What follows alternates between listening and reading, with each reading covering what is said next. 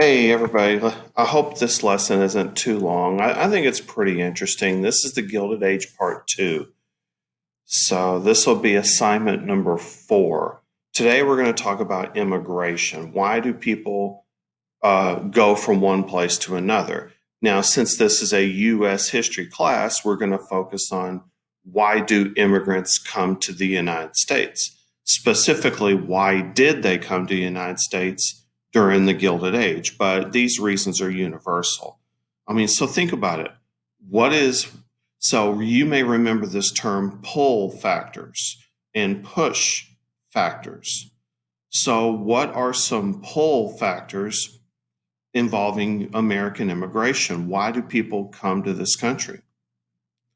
Well, the number one reason, and usually students say a better life, freedom, and that sounds good and all, but when it comes down to it, is that it's jobs. I mean, so pull factors, and if you need to write this down, go ahead and pause it and write this down. But pull factors are good things to bring people here, such as jobs, free land. Think of an example of free land that I've taught you about. Okay, the Homestead Act, or there may be a gold rush. Okay, the California 1849 gold rush or the Klondike gold rush. Those are pull factors. Or the Oklahoma land rush, where they just gave away Oklahoma to white people. Now, push factors, those are bad things that push people away. For example, riots, war, disease, those are push factors. Right now in Central America, there are the cartel pushing people away. Those are push factors.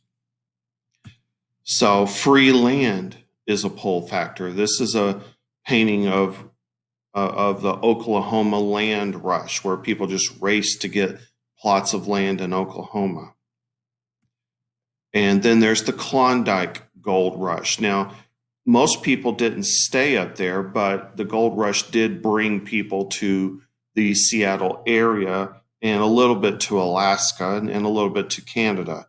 So people went there, and sometimes people stayed there. Okay. Push factors such as potato famine in Ireland.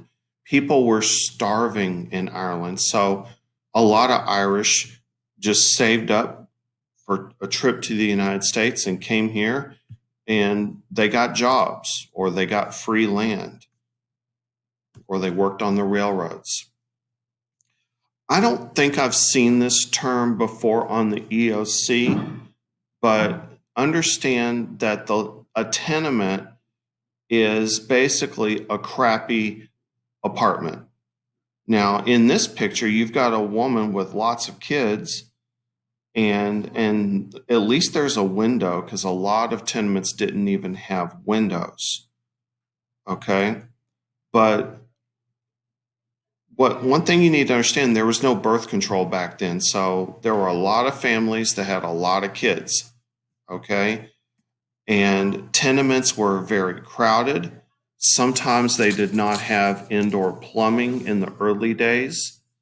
The stereotype of seeing laundry outside, because obviously they didn't have dryers back then, which from an environmental perspective, that was better for the environment. Dryers use a lot of electricity. Okay. Now here's another term: urbanization. Now, I should have taught this earlier, but think of the word urban. You need to know this word. Urban means city. Write it down if you need to.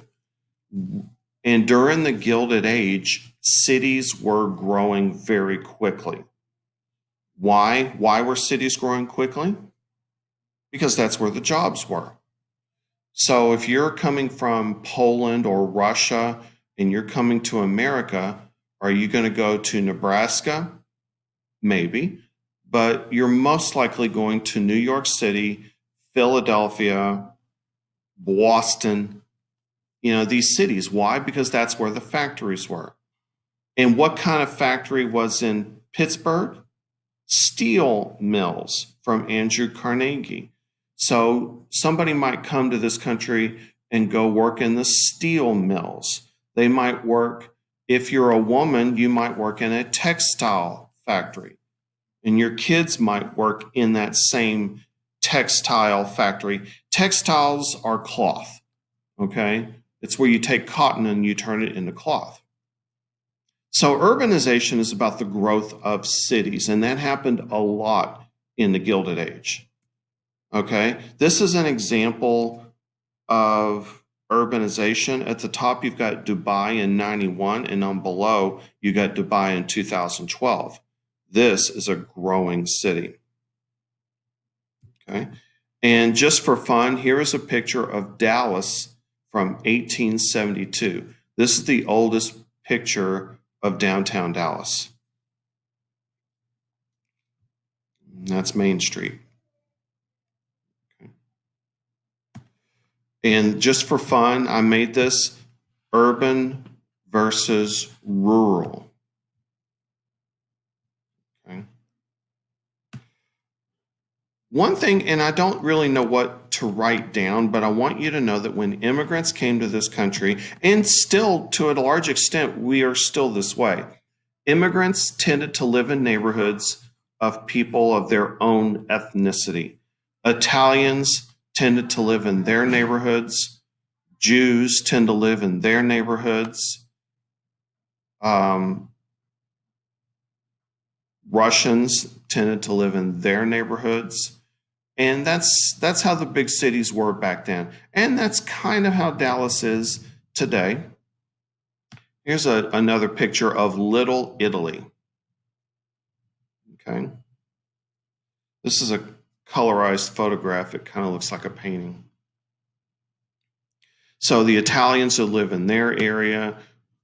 And look at this. This is a map of New York City in the year 1910. And look at what the different colors represent. You've got your German areas. You've got your Irish areas. You've got Italian areas, Russian areas.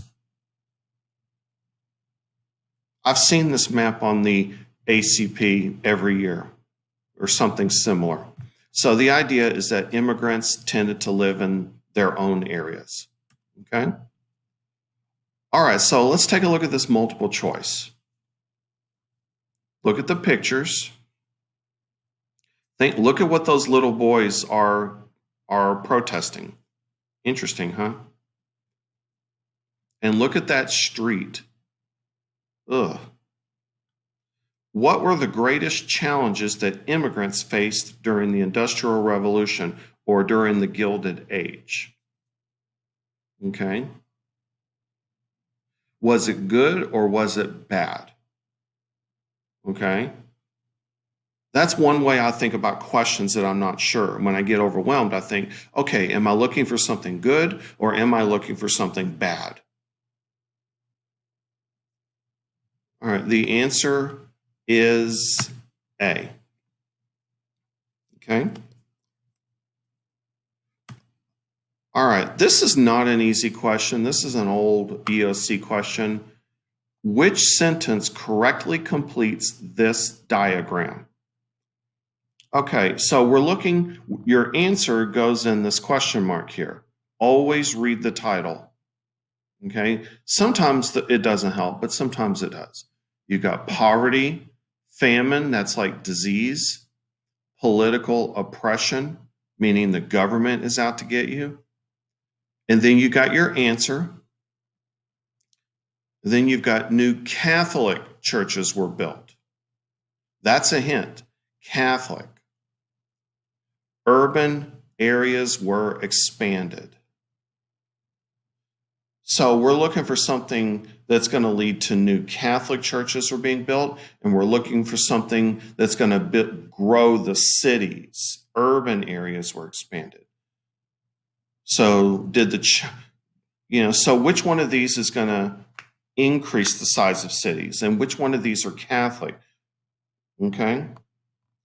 The best answer is D. Irish are Catholic, and Irish tended to move to the cities a lot. Okay? All right. This is an EOC question. A high school teacher wrote these bullet points on the whiteboard. What was the most likely topic of discussion? So this is a common EOC question. Basically, what is the title of this list? What would be a good title of this list? Okay.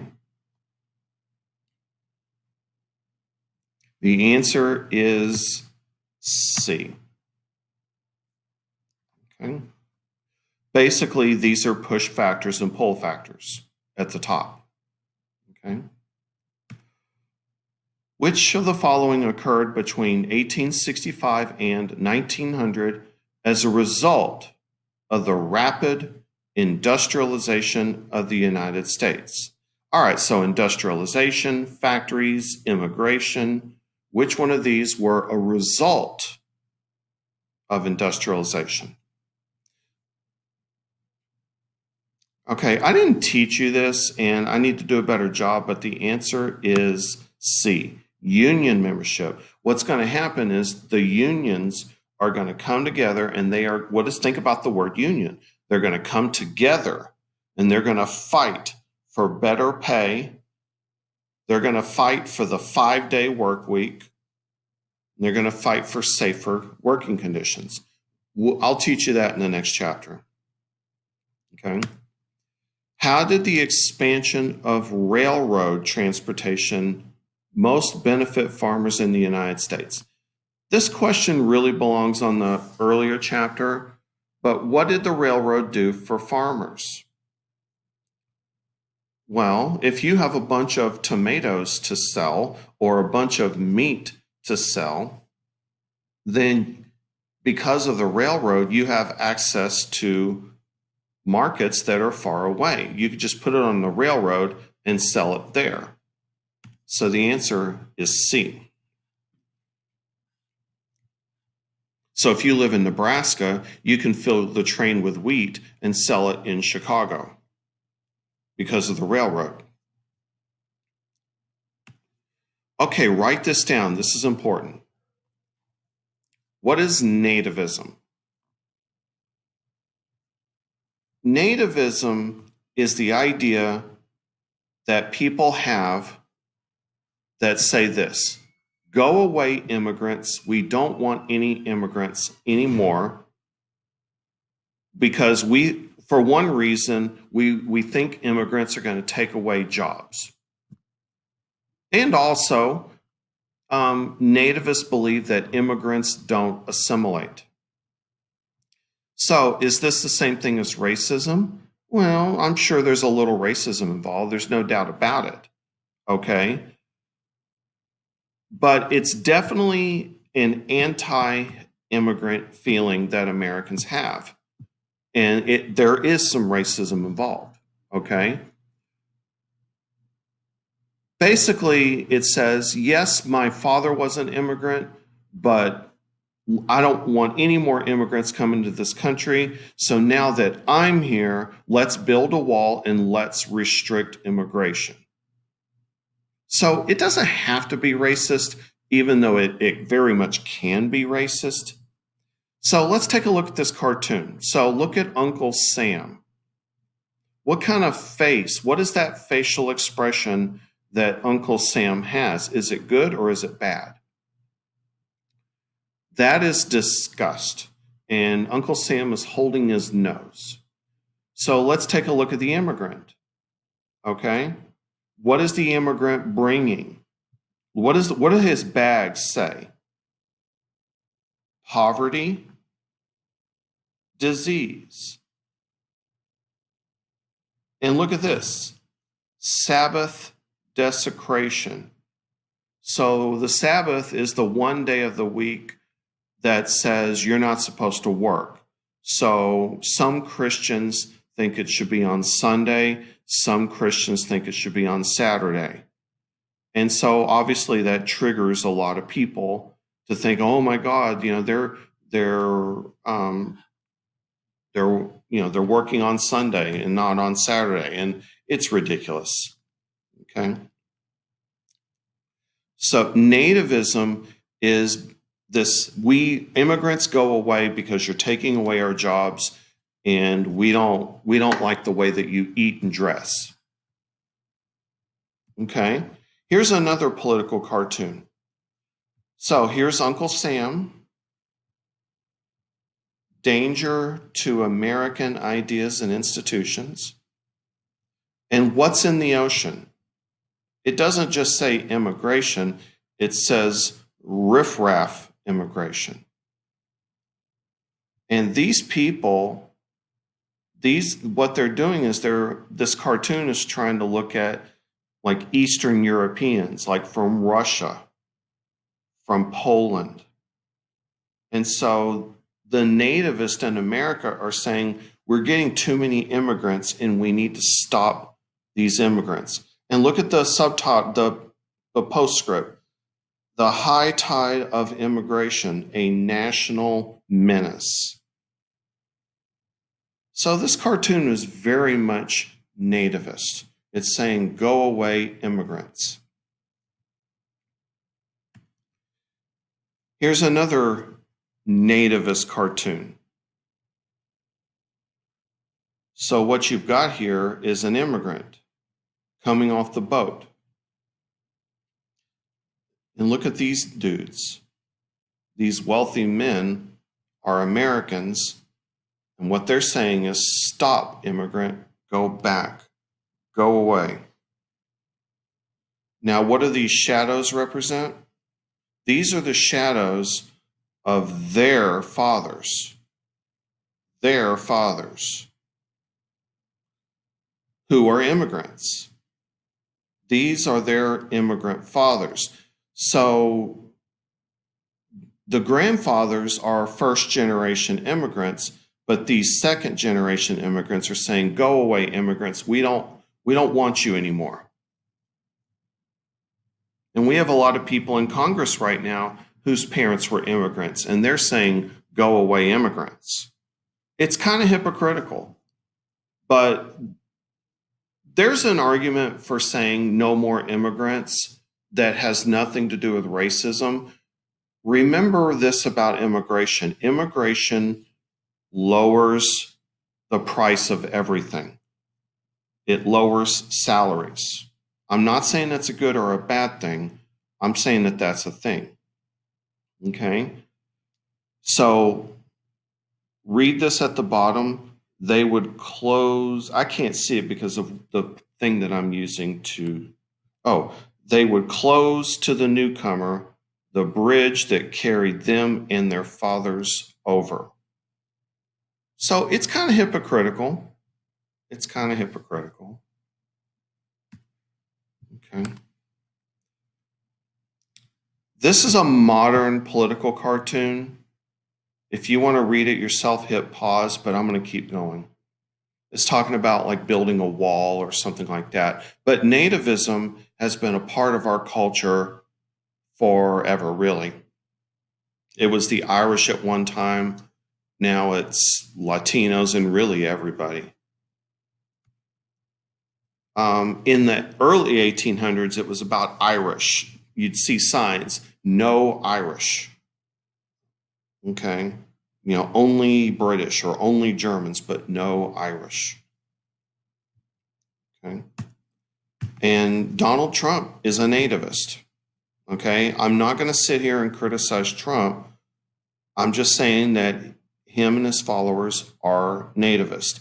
They don't want immigrants. They want to build a wall, and you can have your own opinion on that. Okay. And the nativist had some success. Remember the film I had you watch with all those Chinese immigrants? Well, now there was a law passed called the Chinese Exclusion Act. Check out the cartoon. What's Uncle Sam kicking? This is what Chinese people looked like in the political cartoons, bald with a long ponytail. So when you see that, know that that's supposed to be Chinese people. And so the law did exactly what it says it's called. It, it limited or outlawed immigration from China. Why would we want to limit Chinese immigration? Because the feeling out in California was that Chinese people were coming to this country and taking away jobs from white people. Okay? So the idea is to outlaw immigration from China. And that's what the Chinese Exclusion Act was. It banned Chinese immigrants. And it is an example of nativism. Now, is this racism against Chinese? Probably. But the point is that it was to protect jobs, and it was because they just didn't want those people to come to this country. So yeah, there's no doubt about it. There's racism involved. Were they limiting immigration from England and Germany? Probably not. Okay, so if you want to write that down, hit pause and write it down. You should be taking notes on note cards. So here is a political cartoon. Look at all that immigration from Europe. And what is Uncle Sam doing? Restricting immigration. Think about it, Ellis Island, and putting people back on a boat back to Poland or back to Russia or back to Czechoslovakia. Okay? So, not an easy question, but take a look at this. 19th century nativist organizations advocated what? Advocated means that they're pushing for it. Now, here's a review. When was the 19th century? The 19th century was in the 1800s.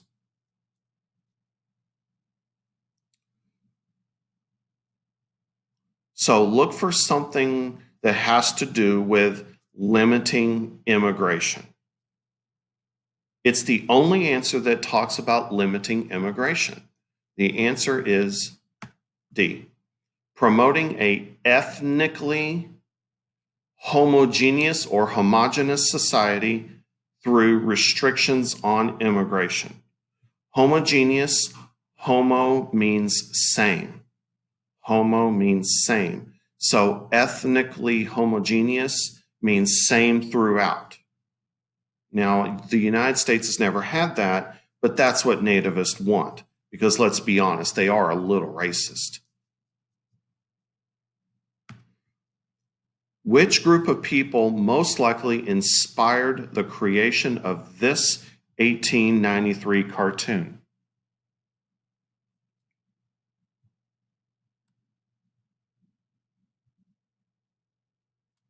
The answer is nativist.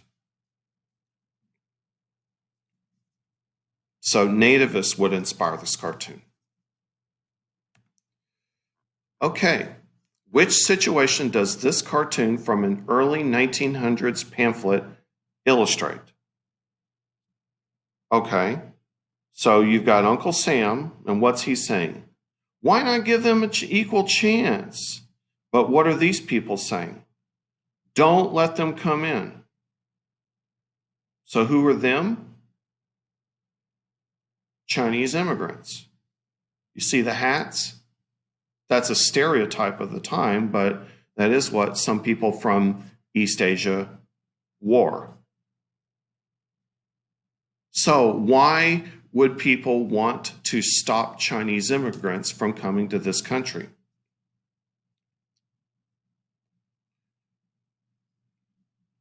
The answer is C. Fear of losing jobs.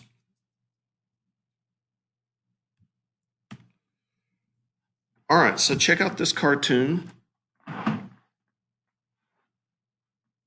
So look at the title at the bottom, the only one barred out.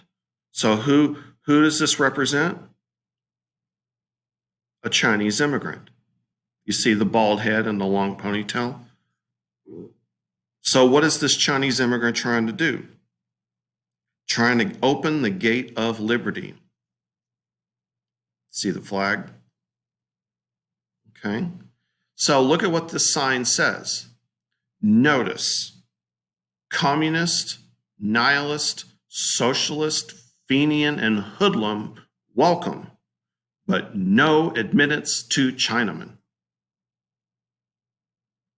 So whoever drew this cartoon is saying, we let all these other people in, all this bad people, but no Chinamen? Come on. Okay.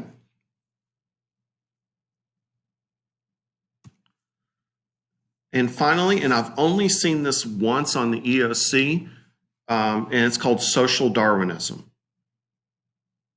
Social Darwinism is just like Darwinism. Darwinism is survival of the fittest.